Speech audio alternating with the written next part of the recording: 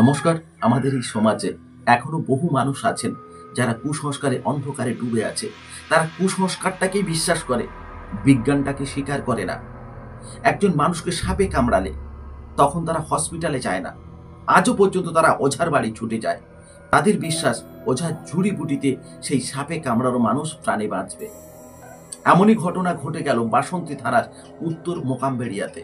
একজন কৃষক তার ধানের খেতে ওষুধ দিতে যাচ্ছিলেন, এমন সময় তাকে সাপে কামড়ায়। সে তৎক্ষণাৎ বাড়ি ছুটে আসে। বাড়ির লোকজন খুব দ্রুততার সঙ্গে তাকে হসপিটালে নিয়ে গেল না, নিয়ে গেল ওঝার বাড়িতে। আর সেই সাপে কামড়ানো রুগীকে নানা জড়িবুটি খাওয়ানো হয়। 250 গ্রাম আদা, 2 লিটারের বেশি দুধ। আমি সত্যিকারে জানি না 250 গ্রাম আদা আর 2 লিটার দুধ খাওয়ালে কোনো সাপে কামড়ানো রুগী বাঁচে কিনা। তারপর যা হলো শুনলে আপনারা হতবাক হয়ে যাবেন। তিনি অসুস্থ হয়ে পড়েন। তখন তড়িঘড়ি বাড়ির লোক তাকে ক্যানিং হসপিটালে নিয়ে যায়। এখন কিন্তু সেই সাপে কামড়ানো রোগী যথেষ্ট সুস্থ রয়েছে। এ ব্যাপারে তার বাড়ির লোক যে কথা শোনালো সেটা শোনাবো। আর শোনাবো ক্যানিং হসপিটালের বিশিষ্ট চিকিৎসক ডাক্তার সমরেন্দ্র রায় যে কথা বললেন এবং সতর্ক করে দিলেন যে কথা, সেটাও শোনাবো আপনাদের। আর আদা আদাটা ওই বললো ওলা বললো এটা খেলে ঝাঁসটা হলে শরীরটা তেজ থাকবে। কি সাপে কামড়েছে দেখেছেন? তারপরে কি করলেন? গুনিনের কাছে নিয়ে গেছিলেন? কখন কামড়েছিল? কখন? ওই 12:30 5:30 গুনিনের নাম কি? সুভাষ দাস। সুভাষ কি? সরকার। বাড়ি কোথায়? উত্তর মোকামবেড়ে। হ্যাঁ, উত্তর মোকামবেড়িয়া। আপনার বাড়ি ওখানে? হ্যাঁ, ওই সুভাষীদের বাড়ির পাশে আমাদের বাড়ি। আপনার কি যাতায়াতের পথে কামড়েছে না বাড়িতে? আরে জল দিতে গিয়েছি, যেতে হলে ওখানে কামড়েছে। কি সব কামড়েছে দেখেননি তো? গ্যাসটা দেখতে পেয়েছি, মাথা দেখতে পাই। ধান বাড়ি তো। আপনার নাম কি? ধান জিরো পাখি। এই লাস্ট আপনার জিভ কালো হলো কেন? ওটা হলো একটা ওষুধ খাইয়েছে। কি কি খাইয়েছিল? পাতা, ওই ইসবলের পাতা। আর ওটা তিতো লাগতেছে কি? আর কি খাইয়েছিল? দুধ? হ্যাঁ, দুধটা বাড়িয়েছে খেয়েছে। দুধ খাইয়েছিল? দুধ খাওয়া যাবে, বাড়িয়েছে দুধটা একটা। আর কি খাইয়েছিল? আদা? আর আদা। হ্যাঁ, আর এই আদা, দুধ আর কি ওষুধ খাইয়েছিল? এতে কি সাপের বিষ কমে যাবে? সঙ্গে সঙ্গে এখানে চলে আসবে। কি সাপ কামড়েছিল আপনি জানতে পেরেছেন? না, শুধু গ্যাসটাই দেখতে পেয়েছি। বড় বড় ধান গাছ তো, ধান তৈরি হয়ে গেছে। আর ওই মোটামুটি শুধু ওই গ্যাসটাই দেখতে পেয়েছি। মাঠের মধ্যে কামড়েছিল? হ্যাঁ। বাড়ি কোথায় আপনার? ওই তো ওই উত্তর মোকামবেড়িয়া। হাসপাতালে এলেন কেন? গুনিনের কাছে গেছিলেন, সে তো সারিয়ে দিত।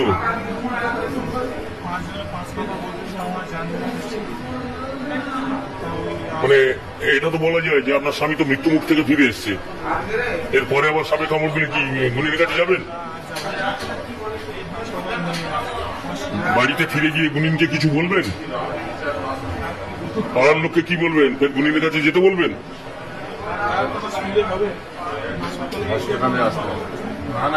সকাল 12:30 নাগাদ ওকে সাপে কামড়েছিল। তারপরে ও আমাদের হাসপাতাল এলো প্রায় ওই 6-7 ঘন্টা পরে।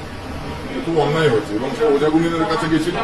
তাকে কৃষক গাছগাছরা খেতে দিয়েছে, পাশাপাশি প্রচুর দুধ বা দুধের সঙ্গে আরো অন্য সব ওষুধ খাইয়ে দিয়েছে, যার ফলে রুগীটা কিন্তু খারাপ অবস্থা আমাদের হাসপাতালে এসেছিল। ওর চিকিৎসা চলছে লৌটি সাপের কামড়।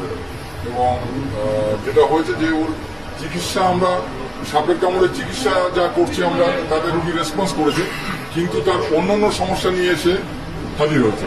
কিরকম? এই যে গাছগাছরা খাইয়ে দিয়েছে, গাছগাছরা খাওয়ানোর জন্য তার প্রচুর বমি হচ্ছে, ইভেন পাতলা পায়খানা হচ্ছে, যেগুলো এই সাইড এফেক্টই বলা যেতে পারে।